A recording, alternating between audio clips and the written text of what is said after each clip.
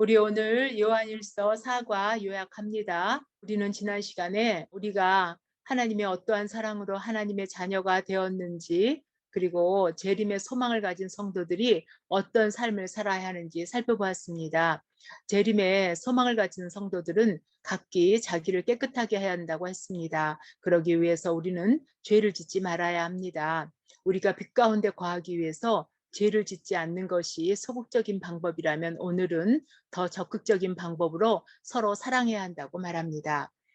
11절에 우리는 서로 사랑할지니 이는 너희가 처음부터 들은 소식이라고 했습니다. 처음부터 들은 소식은 2장에서 우리가 공부한 대로 하나님이 우리에게 주신 복음입니다. 이 복음은 하나님의 은혜로 구원함을 얻은 자녀는 그 사랑으로 서로 사랑하는 것입니다. 이것이 하나님이 기뻐하시는 것이라고 했습니다.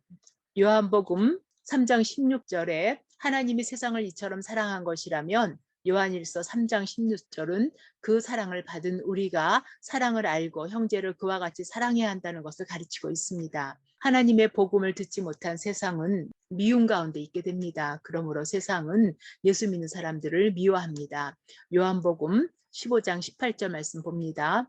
세상이 너희를 미워하면 너희보다 먼저 나를 미워한 줄을 알라. 너희가 세상에 속하였으면 세상이 자기의 것을 사랑할 것이나 너희는 세상에 속한 자가 아니요 도리어 내가 너희를 세상에서 택하였기 때문에 세상이 너희를 미워하느니라 했습니다. 세상이 우리를 미워하는 것은 우리가 세상에 속하지 않았기 때문이에요. 이 말을 다르게 표현하면은 세상이 우리를 미워하는 것은 우리가 하나님의 택함을 입었다는 증거이기도 합니다. 대표적인 예로 가인을 들고 있습니다. 창세기 4장에 보면 가인과 아벨이 하나님께 제사를 드렸지요. 하나님이 아벨의 제사는 받으시고 가인의 제사는 받지 않으셨어요. 그러자 가인이 돌을 쳐서 아벨을 죽였습니다. 이처럼 세상은 본질적인 미움을 갖고 있으므로 택함을 받은 자를 미워한다고 했습니다. 그러므로 세상이 너희를 미워할지라도 이상히 여기지 말라고 했습니다. 악한 자는 의로운 자와 함께 거할 수 없기 때문에 가인은 아벨을 죽인 것입니다. 14절을 보면 우리는 형제를 사랑함으로 사망에서 옮겨 생명으로 들어간 줄을 알거니와 사랑하지 아니하는 자는 사망에 머물러 있느니라고 했습니다. 이 말씀은 마치 우리가 형제를 사랑하는 것이 구원을 얻는 조건처럼 생각하기 쉽지요. 그러나 우리가 형제를 사랑해서 구원을 얻는 것이 아니지요.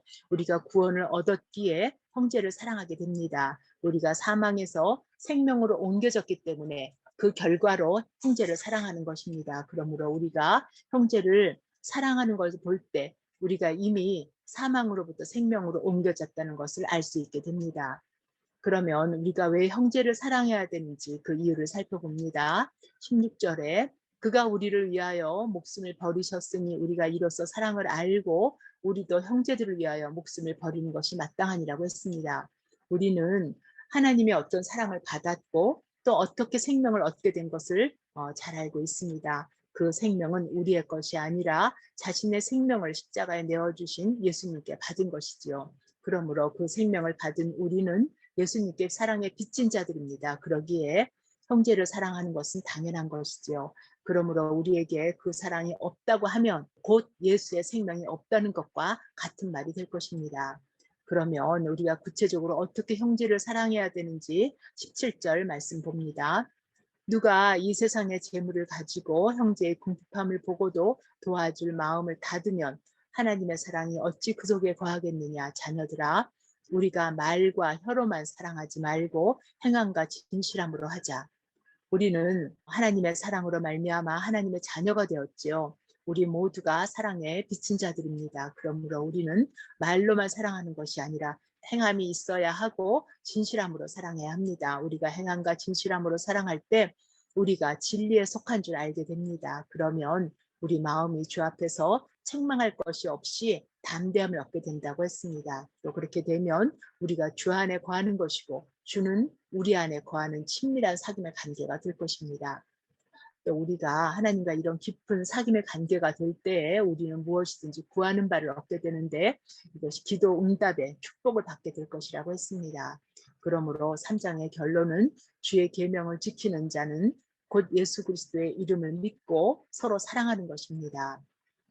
여러분은 형제를 어떻게 사랑하시나요? 우리가 좋을 때 사랑하는 건 누구나 다 할 수 있지요. 그러나 미울 때, 싫을 때도 사랑하는 것은 우리의 의지가 필요하다고 생각합니다. 사랑이 감정이라고 생각하기 쉬운데요. 끝까지 사랑할 수 있는 것은 우리의 의지라고 생각합니다. 참고 절제하고 인내가 절대적으로 필요하지요. 우리가 다 아는 것처럼 고린도전서 13장 4절 말씀 봅니다. 우리 고린도전서는요, 사랑의 정의를 이렇게 말합니다. 사랑은 오래 참고, 사랑은 온유하며 시기하지 아니하며, 사랑은 자랑하지 아니하며, 교만하지 아니하며, 무례히 행치 아니하며, 자기의 유익을 구하지 아니하며, 성내지 아니하며, 악한 것을 생각하지 아니하며, 불의를 기뻐하지 아니하며, 진리와 함께 기뻐하고 모든 것을 참으며, 모든 것을 믿으며, 모든 것을 바라며, 모든 것을 견디느니라. 우리 주님이 우리를 사랑하사 십자가를 지신 것처럼 우리도 주님의 모습을 닮기를 원합니다. 성령께서 우리에게 은혜를 주셔서 우리로 하나님의 사랑을 알게 하셨고 그 사랑으로 인해서 우리가 형제를 사랑할 수 있도록 해주시기를 원합니다. 말로만이 아니라 정말 하나님이 기뻐하신 행함과 진실함으로 사랑할 수 있기를 원합니다. 이제 요한일서 4장에서는요. 우리가 이 마지막 때를 살아가기 위해서 영적인 원칙을 알아야 한다고 말합니다. 영을 다 믿지 말아야 할 것과 영들이 하나님께 속하였나 시험하라고 얘기합니다. 우리는 이 말씀을 볼 때 영들이 다 하나님께로부터 온 것이 아님을 우리가 알 수 있지요. 그리고 거짓 선지자들이 우리를 속이려고 하는 것도 우리가 알 수 있습니다. 하나님의 말씀을 전하는 선지자들 다 믿지 말라고 말합니다. 오직 영들이 하나님께 속하였나 우리 보고 시험해보고 믿으라고 합니다. 왜냐하면 마지막 때 거짓 영들이 많이 나와서 우리를 미혹하려고 하기 때문입니다. 그러면 우리가 어떻게 하나님으로부터 온 영을 분별할 수 있나요? 우리 2절 말씀 봅니다. 이로써 너희가 하나님의 영을 알지니 곧 예수 그리스도께서 육체로 오신 것을 시인하는 영마다 하나님께 속한 것이요 예수를 시인하지 아니하는 영마다 하나님께 속한 것이 아니니 이것이 곧 적그리스도의 영이니라. 오리라 한 말을 너희가 들었거니와 지금 벌써 세상에 있느니라. 우리가 하나님께로부터 온 영인지 아닌지 분별하는 기준은 예수 그리스도께서 육체로 오신 것을 시인하는가 안 하는가로 알 수 있다고 했습니다. 예수님이 육체로 오신 것을 시인하는 영마다 하나님께로 나왔고 또 오늘 본문에서 나타난 하나님께 속하였다는 문자 그대로 하나님으로부터 나왔다는 의미입니다. 예수님이 육체로 오신 것을 시인하지 않는 영마다 적그리스도에게 속한 영들입니다. 이들은 이미 세상에 있다고 말하고 있습니다. 그러나 우리가 두려워하지 않을 것은 우리는 하나님께 속하였고 이미 저희를 이겼다고 말하고 있습니다. 4절에 자녀들아 너희는 하나님께 속하였고 또 그들을 이기었나니 이는 너희 안에 계신 이가 세상에 있는 자보다 크심이라고 했습니다. 우리가 이긴 것은 우리 안에 성령님이 계시기 때문이지요. 우리 안에 계신 성령님이 세상보다 크기 때문에 세상을 거역하는 자들을 이기게 하십니다. 그러면 우리는 진리의 영과 미혹의 영을 어떻게 구별할 수 있다고 하나요? 거짓 선지자들은 세상에 속하였기 때문에 세상에 속한 말을 하고 세상이 그들의 말을 듣습니다. 그러나 하나님께 속한 자들은 복음 전하는 자의 말을 듣는다고 했습니다. 6절 말씀 봅니다. 우리는 하나님께 속하였으니 하나님을 아는 자는 우리의 말을 듣고 하나님께 속하지 아니한 자는 우리의 말을 듣지 않느니 진리의 영과 미혹의 영을 이로써 아느니라.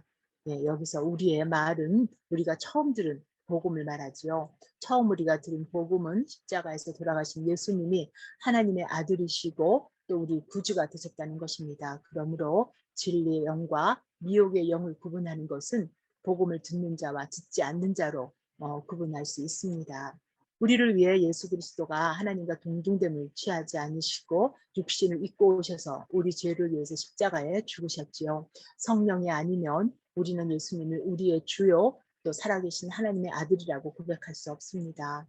성령께서 우리에게 은혜를 주셔서 영을 다 믿지 않게 하시고 하나님께 속한 영인지 분별할 수 있는 지혜를 주시기를 원합니다. 네, 함께 기도하시겠습니다. 우리를 구원하시기 위해서 십자가에서 죽으심으로 우리에게 사랑을 확증하여 주신 예수 그리스도님 감사합니다. 주님으로 인해서 우리가 생명을 얻었고 사랑을 알았습니다. 주의 사랑에 비친 자 된 우리 주의 말씀대로 주의 사랑을 더 깊이 깨닫고 형제를 사랑하기를 원합니다. 우리에게 주의 사랑을 충만하게 부어 주시어서 넉넉히 형제를 사랑하는 자들이 다 되게 하여 주시기를 원합니다. 하나님 아버지, 마지막 때를 살아가는 우리에게 성령을 주심을 참으로 감사합니다. 우리 안에 계신 성령님이 우리에게 지혜를 주셔서 영을 바르게 분별할 수 있게 해 주시기를 원합니다. 성령님이 이 세상에 있는 자보다 더 크다고 하였사오니 담대하게 주의 이름으로 승리하는 저희를 되게 은혜를 베푸시기를 간절히 원합니다. 우리 커브를 주님 전에 맡겨드리며 우리 주 예수 그리스도 이름으로 기도했습니다. 아멘.